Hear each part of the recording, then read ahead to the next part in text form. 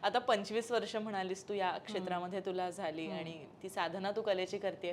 पण तू जेव्हा सुरुवात केली किंवा ज्या प्रकारची लावणी तू करतेस आणि आता जे काही अंशी बदललेलं लावणीचं रूप आहे असं म्हटलं जातं, याबद्दल तुझं काय म्हणणं आहे? म्हणजे हा फरक तुला खऱ्या अर्थानं जाणवतोय? लावणीला वेगळं वळण मिळतंय का? हो, आत्ता जाणवतो ना. पण जेव्हा मी अनमॅरिड होते, जेव्हा मी लावणीला सुरुवात केली, नवीन नवीन लावणीत आले, तेव्हा मी पण जम्पिंग जॅकच होते गं. तो उत्साह ना तो वेगळा असतो. बरोबर. अनमॅरिड मुलींचा आणि ते नवीन नवीन आपण लावणी करायला लागलो आहे, हे करू का ते करू, असं सगळं चाललेलं. त्याच्यानंतर लग्न झालं, तो ठहराव आला, जो आपण पर्सनल आयुष्य जगतो ना, त्याचा पण खूप इम्पॅक्ट पडतो आपल्या करिअरवर.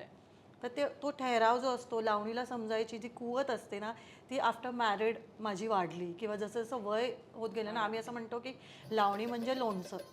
ते जसं मुरत जातं ना, त्याची चव ती बदलत जाते आणि ती आणखीन सुंदर लागते. तसंच लावणीचं आहे. तुम्ही जसं तुमचं पर्सनल आयुष्य त्यात इनपुट कराल ना, तशी ती तुमची लावणी पण चेंज होत जाते का. तुम्हाला त्या गोष्टी कळतात, तुम्हाला त्या लावणीचं गांभीर्य कळतं, त्यातल्या एक एक लाईनीचा अर्थ कळतो की नक्की लेखकाला किंवा त्या लिरिसिस्टला काय म्हणायचं आहे त्या लावणीतून. तर ते आपण दाखवतो प्रॉपर. ते करता करताना मला आत्ता जाणवायला लागलं की मी जे केलं किंवा मी ज्या लावण्यवतींना फॉलो केलं त्या तशाच होत्या गं, ऑथेंटिक करणाऱ्या. म्हणजे सुरेखाबाई म्हण किंवा लीला गांधी म्हण, ह्यांना बघून आले. माझा लावणीतला ना कोणी गुरु नाही, इव्हन डान्सचाच माझा कोणी गुरु नाही. मी एकलव्य म्हणते स्वतःला. मी सगळ्यांचं म्हणजे सगळे माझ्यासाठी द्रोणाचार्य आहेत आणि मी सगळ्यांचं काही ना काही असे पॉईंट्स घेऊन मी माझी लावणी तयार केली. मी माझी स्टाईल तयार केली, जी आत्ता सगळे फॉलो करतात. आकांक्षा कदमची एक वेगळी ओन स्टाईल आहे. खरंय खरंय. तर ती फॉलो करतात. तर मी ज्यांना बघितलं त्या तशा नव्हत्याच परफॉर्म करत गं. खरंय. तर माझ्या परफॉर्मन्समध्ये ते ऑथेंटिकपणाच आला तो. म्हणजे मी पण काय म्हणतात ते जनरेशन वाईज बदलत गेली. मी लावणीत फुल हाताचे ब्लाऊजची पॅटर्न मी आणला. मी केसाला स्विच लावायचा ओपन हेअरचा त्याचा पॅटर्न मी आणला. पण मी माझ्या लावणीचा किंवा माझ्या घुंगरांचा बेस नाही विसरली. बरोबर. मी बेस तोच ठेवला, फक्त मी स्टाईल बदलत गेले. तर मला असं वाटतं की आत्ता जे झालं आहे ना, जे आत्ता बघायला मिळतं ते सगळंच बदललं आहे अगं. जे घुंगरू, लावणी म्हटलं की घुंगरू पहिले, तुमच्या पायात किती किलोचे घुंगरू आहेत हे बघण्याची जी उत्सुकता असते ना, ती फक्त तुला बाहेर किंवा जे ऑथेंटिक आहेत किंवा तमाशामध्ये घालतात त्या मुली. तमाशातल्या मुली खूप सारे घुंगरू वापरतात. पण मुंबईत किंवा ज्या आत्ताचं लावणी चाललंय ते घुंगरूच नसतात पायात. लावणी आणि घुंगरू समीकरणच वेगळं आहे गं. खरी गोष्ट आहे. मग तुम्ही घुंगरूच घालत नसाल तर तुम्ही लावण्यवती कसं म्हणून घेऊ शकता? स्वयंघोषित लावण्यवती, लावणी सम्राज्ञी कसं काय म्हणता तुम्ही? बरोबर आहे. तर हे जे काय बघायला आता असं मिळतंय ना, म्हणजे ते अक्षरशः असं शॉकिंग आहे आणि असं काय म्हणणार, कठीण आहे. हा जर असंच राहिलं तर पुढे लावणी म्हणजे संपुष्टात येईल. खरी गोष्ट म्हणजे लोकांचाही किंवा महाराष्ट्राच्या पलीकडे जेव्हा लोक लावणीकडे बघतात, आपल्या संस्कृतीचा तो भाग आहे, अर्थातच त्याच्यावरती त्याचा परिणाम होणार.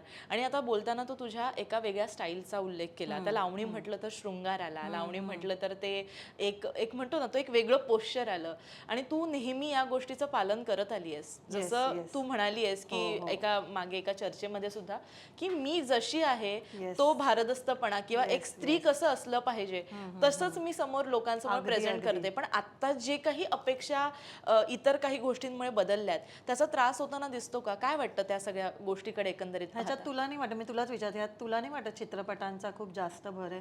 0 साईज फिगर हवा, मग ते 0 साईज फिगर लावणीत पण हवा. मी तर नेहमी म्हणते आणि मी ठामपणे सांगते, अरे लावणी तुम्हाला कसं काय बारीक अंगावर तुम्हाला आवडते बघायला? लावणी ही भारदस्त बाईने केलेली आहे आणि तो पोशाख त्या भरलेल्या बाईलाच सुंदर दिसतो. ती नऊवारी, तो काष्टा. तुम्ही बारीक मुलींवर, आणि किती आम्ही बघतो ना बारीक मुली लावणीची साडी घालतात, ते तुम्ही पॅडिंग करताच की, तुम्हाला पॅडिंग करावंच लागतं, थाईजला म्हणा, हिप्सला म्हणा. मग काय आहे? आणि आत्ताचा बघायचा दृष्टिकोन ह्यासाठी बदललाय की तुम्ही चित्रपटात बघताय ना बारीक मुलींना प्रेझेंट करताना लावणी, खाली कमरेखाली साड्या घालताना लावणी. मग ते ऑफ व्हिडिओ किंवा स्टेजवर पण यंगस्टर्स म्हण किंवा ऑडियन्स म्हण, त्यांना पण तेच बघायला आवडतंय की बारीक मुली दिसल्या पाहिजे, 0 साईज दिसल्या पाहिजे फिगर. पण असं नाही आहे. लावणी ही भारदस्त बाईनेच करावी. ती साडीची रिक्वायरमेंट आहे की ती अशी भरलेली छान बाई, कवी शेपची छान मस्त, त्याच्यावरच ती लावणीची साडी सुंदर वाटते. सो मला असं वाटतं की चित्रपटांचा खरंच खूप मोठा हात आहे हे सगळं व्हिज्युअल बदलण्याच्या मागे, खूप मोठा हात.